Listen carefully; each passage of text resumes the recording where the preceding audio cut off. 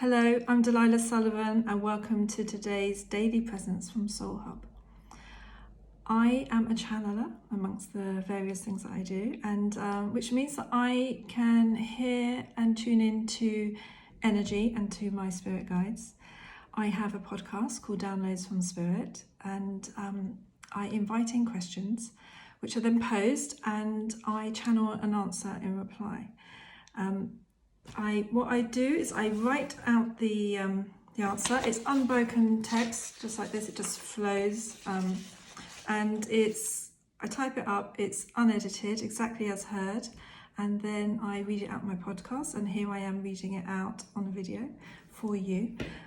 It's this week's question. I don't do them every week, but I tend to do at least one a month, and as the questions come in. And it's very topical. It's a question on the topic of the vaccine.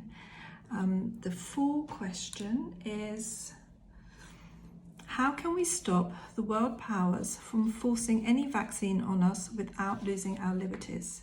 And how to decide the best path forwards? So I'm now going to read out the answer that I was given to this. I invite you to sit back, listen, allow it to wash over you, and to take whatever meaning might land for you. Often people comment that when they hear or read one of the channeled readings that I do, that it can have a different resonance each time it's read or listened to.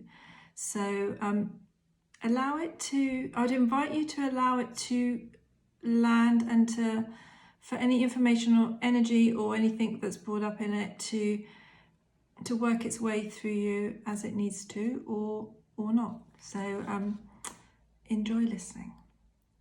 So the question again is, how can we stop the world powers from forcing any vaccine on us without losing our liberties, and how to decide the best path forwards? Without a doubt, the best path forwards is the path of love and freedom. The question is, to what extent are you prepared to experience both love and freedom? Because most people are scared of both. Isn't that true? True love, deep freedom, these require presence. Presence to what is actually happening when presented with a panacea such as a vaccine, for instance. It is such a large question that few will seriously consider the nature of the delivery and ingestion of a vaccine, no matter what it's for, let alone the consequences. What of trust, diligence, faith in the powers that be? And here we talk not of your leaders, but of a greater power, one's God or beliefs, be they not religious or spiritual even. The taking, and it is a choice of a vaccine, is paramount in most people's awareness when they have to decide on behalf of another. A child, baby, or infirm elderly relative, for instance. Much more so than when one considers for oneself, and that is because of the inclusion of responsibility. And yet, what of the responsibility of self, of one's own governance? This is what we understand from your question and what raises our interest, because so few question or take responsibility. Being cared for is a route to love and freedom. Equally, it's a blocked path, a dead end in many a perception. One wishes the state to care for its inhabitants, and yet this is not viewed as love and freedom, nor is it often delivered or exercised in such ways. Love and freedom. How wonderful, and yet how challenging. The path forwards has to include these elements. This we advocate. So the question is, how to trust the love and freedom of reality when one A, does not fully permit it for oneself, and B, one questions the delivery or intention of another. In this case, heads of state, people of influence, and large organisations delivering profits rather than compassion. Well, we have some suggestions. Our first suggestion, and this may sound foolish to you perhaps, is to do nothing. This, contrary to great belief, is the test of one's strength. It takes more strength to do nothing than to do something. The reason for this approach is twofold: observation and magnificence. Observation of what is happening beneath the layers in the unfolding, and magnificence in the perception and acquired data. When one takes the position of observation, reality changes to evolve into the awareness of truth. The problem with humanity is there lies within its persona too much doing. Of course, one cannot stand by idly as changes are made constitutionally to one's perceived freedom. But we assure you, in the freedom of observation, you will find your answer, your experience of reality, which will unfold in a wholly different way to what you might imagine. Observation and the strength of magnificence does not mean no movement, but movement is very different to action. A master moves, the student creates. A master moves within creativity, of it and part of the whole, influencing at its core.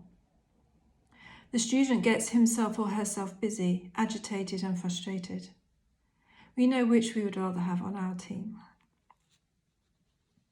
So how to effect change and remain free? How to safeguard the health of the populace, the global populace, whilst gaining in experience? How ultimately to fight evil, what you would call the removal of freedom? For there's no point beating around the bush. This is what is intoned within your question, and yet a simple, honest and valuable question with genuine care and love. Hence the dichotomy of the human race in the eyes of the beholder.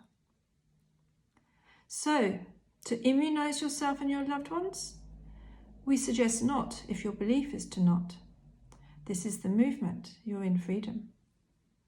To rally for numbers to create outcry? We suggest not. To create demand for choice and free will? Absolutely. How do you go about this?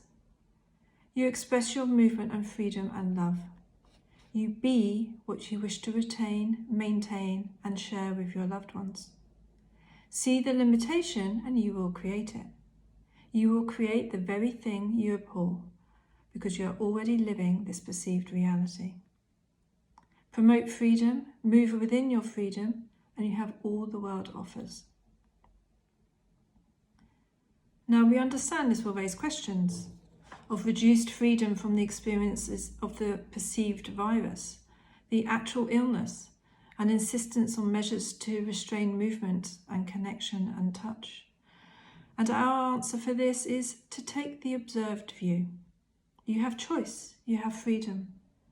And if you wish, you have the option to challenge the law.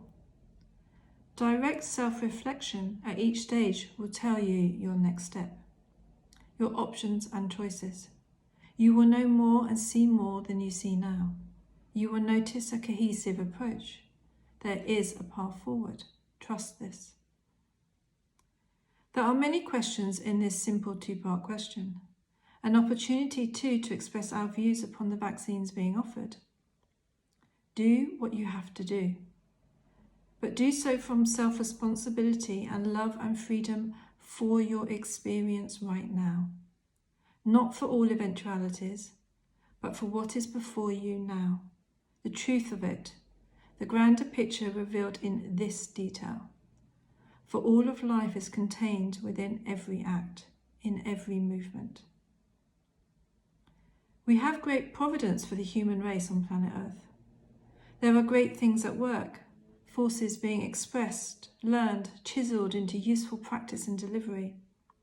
A time of great change and, yes, uncertainty. It will become more uncertain as many discover their authentic expression. This is all new after all. But no vaccine nor any virus can halt the tide which is emerging, the force of change and love which is sweeping the planet. This is the virus which is at play, and no amount of vaccine against love will ever succeed in diminishing rightful light. Have no fear of this. You will see leaders which disappoint you, and you will see neighbours which inspire you. Recognise the freedoms and champion these. Have you considered how little people champion their freedoms? and all the wars in vain for this, so blindly cast aside. This has been a wonderful engage, and we honour your question. As always, we welcome any discussion. In the meantime, with love and the freedom to express it, the channel of Delilah.